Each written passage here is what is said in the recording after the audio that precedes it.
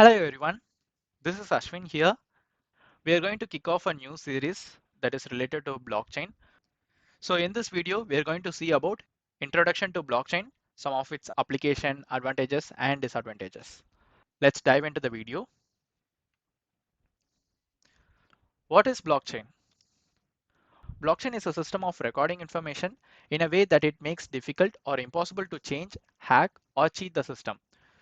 So it's actually really impossible to change anything once you added information to the block. So it is very difficult for anyone to change after you have added anything to the block. That is a biggest advantage of the blockchain. That's why everyone is trying to adapt blockchain in this era. A blockchain is essentially a digital ledger of transactions that is duplicated and distributed across the entire network of computer systems on the blockchain. So it is like a digital ledger, corresponds to some normal ledger we are using. So let's consider a group of nodes or computer networks in a blockchain. So typically in blockchain, everything is duplicated. In a typical server, if we have like a couple of servers for some banking systems means in blockchain, we'll be having thousands and thousands of servers or nodes. So every information, every transaction, it will be distributed across the network and it is duplicated. Even one system is compromised means other systems will be having that proof of information across the entire network. So this is also another biggest advantage in blockchain. And the continuation, each block in this chain contains a number of transactions, and every time a new transaction occurs on the blockchain, a record of that transaction is added to that particular participant's ledger. So if we consider a block, it has multiple number of transactions. So all the transactions will be added to that particular block and it will have the details. What is that participant address, from where it is sending, and what is the destination address. Everything will be stored in that particular block. Even if the transaction fails, that information is also stored in that particular block. If you want to get the transaction data of that particular participant means you can able to go through the blocks and get that participant data. The decentralized database managed by multiple participants, that is known as distributed ledger technology.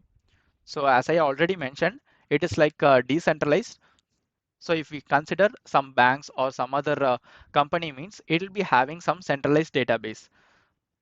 Even the updates are instant or quick, but that is like a central form of failure. If a single server has all the information and it fails means we'll be losing all the data. But in this decentralized database, every information is stored across to the networks and managed by multiple participants. So this technology is called the distributed ledger technology. This is very much useful because all the information are distributed across the networks. The only thing we need to consider is like security. Here the security is higher, but on the contrary, the storage space is also higher and the time taken to update a block is also higher compared to the centralized. So this can be taken as an advantage or disadvantage. It's like going toe to toe. So blockchain is also a type of digital ledger technology in which transactions are recorded with an immutable cryptographic signature called a hash. So if you are heard about some miners or mining some Bitcoin or some other cryptocurrency coins means they are doing some cryptographic calculations. That is the power it's consuming. Because of the cryptographic functions, they are paying some amount of coins as a fee. So these are the immutable cryptographic hash rates are recorded inside the block. That is very useful for tracking. That is the introduction about the blockchain. Let's see how it works. So here it all starts with one node. Currently, we have many blockchain technologies. So it all starts with an one node, that is the owner, and it has the digital certificate and the ledger copy. Each node has a shared ledger. So node means it's like a system or server that has that copy of the ledger. And as you can see here in the second, every block is added sequentially. It is almost similar to linked list data structure. So each block has some digital fingerprint of the previous block. So it's almost connected with the neighboring block. And all the corresponding nodes form a peer-to-peer network. This is almost works like a torrent, that is a BitTorrent technology. So if you are sharing some information means it will be broadcasted to all the network. If some transaction is happening means it will be shared to all the network. And user submit the transaction. If new user wants to make a transaction, that means someone is sending some coins to another participant. At that time, we are making a transaction. So it will do the consensus and later election. That is if this information is valid or not. So it will just get approval from the corresponding nodes and update the nodes. So if the answer is validated, as you can see in the last diagram, that is part 6. So if all the nodes accepted the information means it will be updated. So here 10 is updated to 100. Like this, it will be updated to all the nodes available in that network. Even if one node fails means it will update in the later point of view. So this is like a short overview of how the blockchain works. Let's see some of the blockchain applications. So we can integrate blockchain in supply chain management. So all the information can be stored in terms of blocks. So it can be easy to retrieve and analyze the data. So we can integrate the blockchain with IoT devices, and we can also integrate blockchain with the ERP. ERP means Enterprise Resource Planner. Governments are using blockchain for efficient service delivery. So blockchain can be applied for many sectors, especially banks are concentrating more because to avoid the central form of failure, it will be very helpful. Healthcare organization using blockchain to improve the patient centricity. So healthcare organizations means we can use this application like blood donor.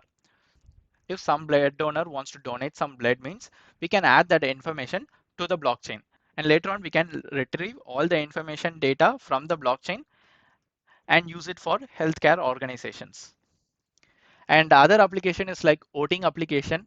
Even in some country, they have implemented this blockchain technology because in some countries some malpractices are done while doing some voting. So to avoid that, they are using blockchain. So they have higher security because no one can change anything, and it is immutable. Every transaction or every vote will be there inside the blockchain. So there won't be any malpractice. Even something has happened means we can able to easily find it. So that is one of the important application. So the last two applications are very important. Integrating cryptocurrency transactions. So currently, if you are going to transact some money to some abroad countries means there will be some conversion fees and other transaction fees will be there. So to avoid that, currently this time they are using cryptocurrency. It is instant and transaction fees are less if you choose the corresponding cryptocurrency, and it is anonymous. So these are some of the advantages. That's why everyone is migrating to cryptocurrencies. Even now, the top company like Tesla allowing users to buy Tesla using Bitcoin. So that is one of the major achievement.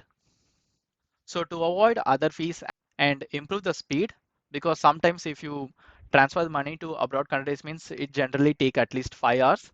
So but in cryptocurrency it will be instant. And lastly, we'll have smart contracts. Smart contracts is one of the biggest application of blockchain. The second most market cap, that is Ethereum, uses smart contract application that is very demanding. We can use the smart contract applications in various domains. What is smart contract? A smart contract is a self-executing contract with the terms of the agreement between buyer and seller being directly written into lines of code. Let's take it an example.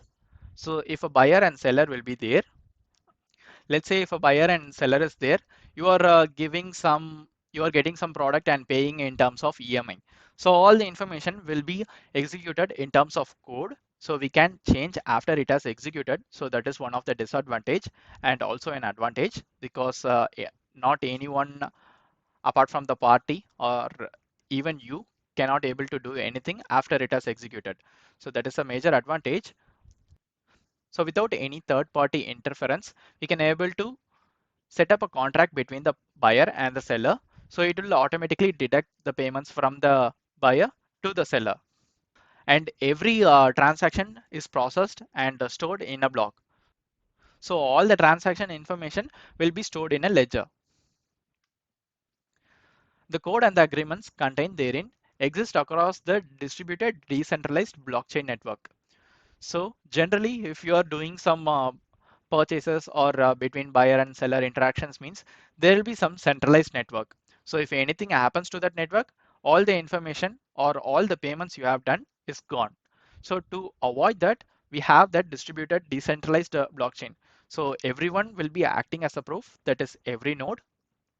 So we will overcome that central point of failure. The code controls the execution and transactions are trackable and irreversible. So as I already mentioned, all the execution and the transactions will be stored in a block and we can able to track easily, and the code is irreversible. Once it executes means we can able to change in between, like doing some changes, it won't be happening. Even if you want to change it means you have to add it as another block and change some important parameters. That is very difficult, but you can able to change it once the script is executed. So that is one of the major disadvantage, because if some mistakes has been happened at the beginning itself means it will be very difficult to change that information.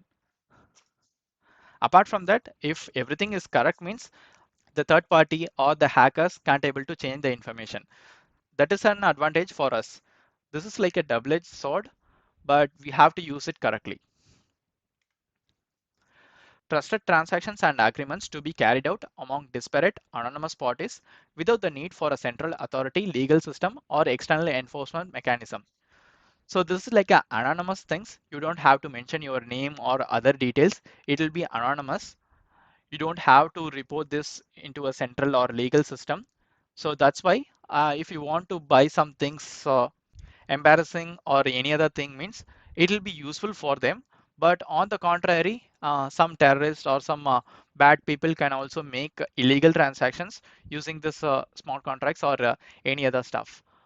So that is an disadvantage. That's why countries or other companies are hesitating to implementing the blockchain, as it is completely anonymous. There won't be any names or anything will be there. So it won't be that much trackable to that particular user. So to write the smart contract, we'll be using Solidity. Solidity is a contract-oriented, high-level language whose syntax is almost similar to JavaScript, and it is designed to target the Ethereum virtual machine.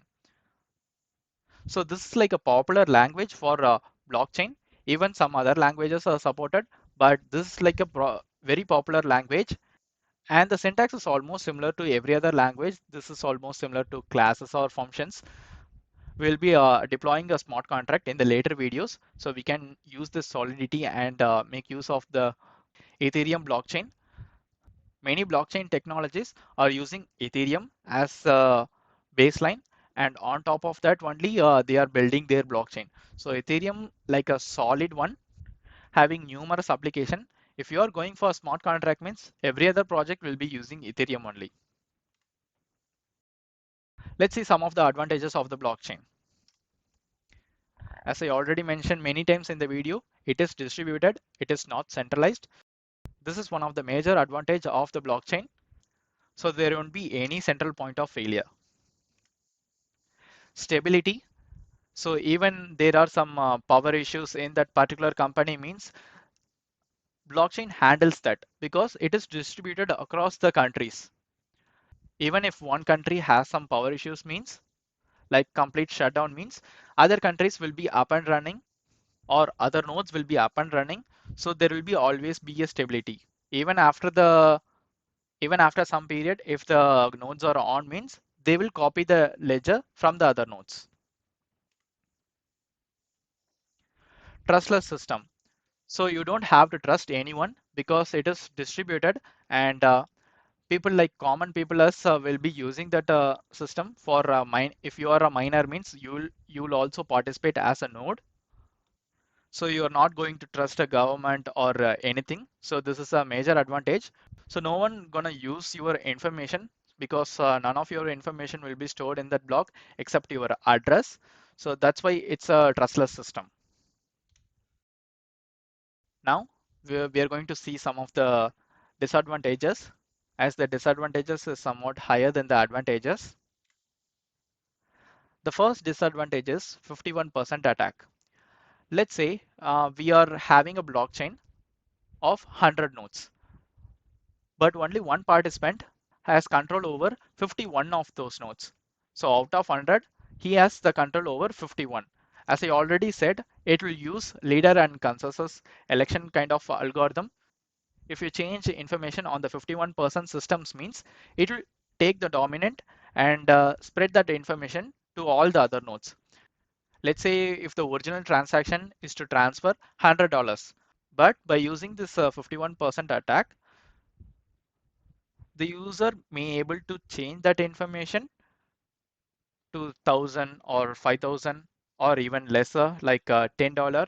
It can be anything. So they will have the dominance and the information will be reflected to all the nodes and it will be updated based on the user's preference.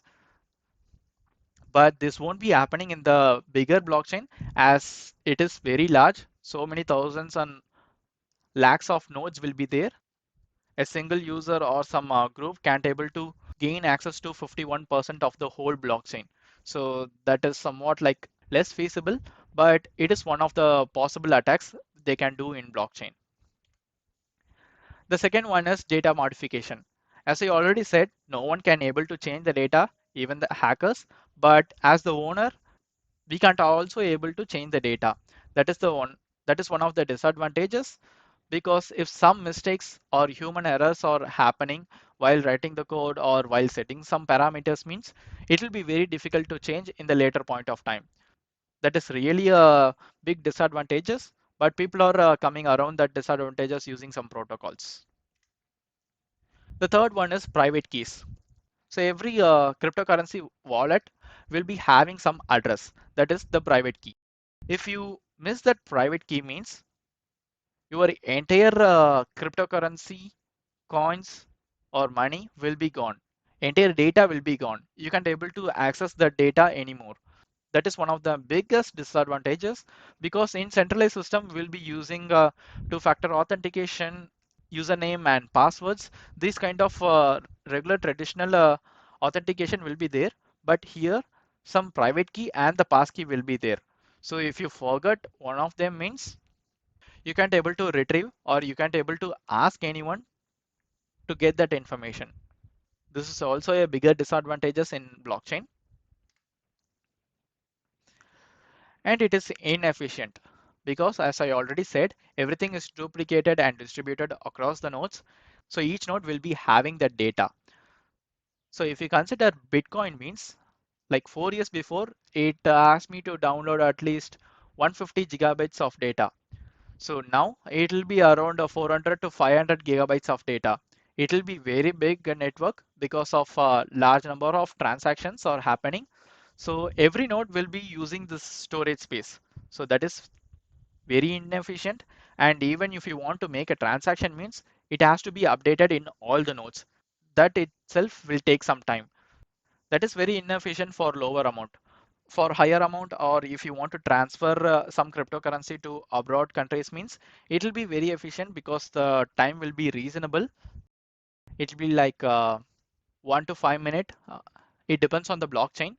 So these are some of the inefficiency we can able to see in the blockchain, that is time and the storage. As I already mentioned, storage is one of the biggest disadvantage. So it consumes a lot of space. If you consider only one blockchain, that itself will cost you a lot of storage space. If you consider a lot means, that is definitely a drawback for us. And another thing, if some blocks are added to that blockchain, you can't able to delete that particular block. So in centralized system, if some data is useless after 10 years means we can able to delete that data. But in blockchain, everything will be stored till the end. You have to destroy the whole blockchain or you have to add up more storage. So lastly, some of the cryptocurrencies that have been there for the past 10 years. So the top market cap occupying is Bitcoin.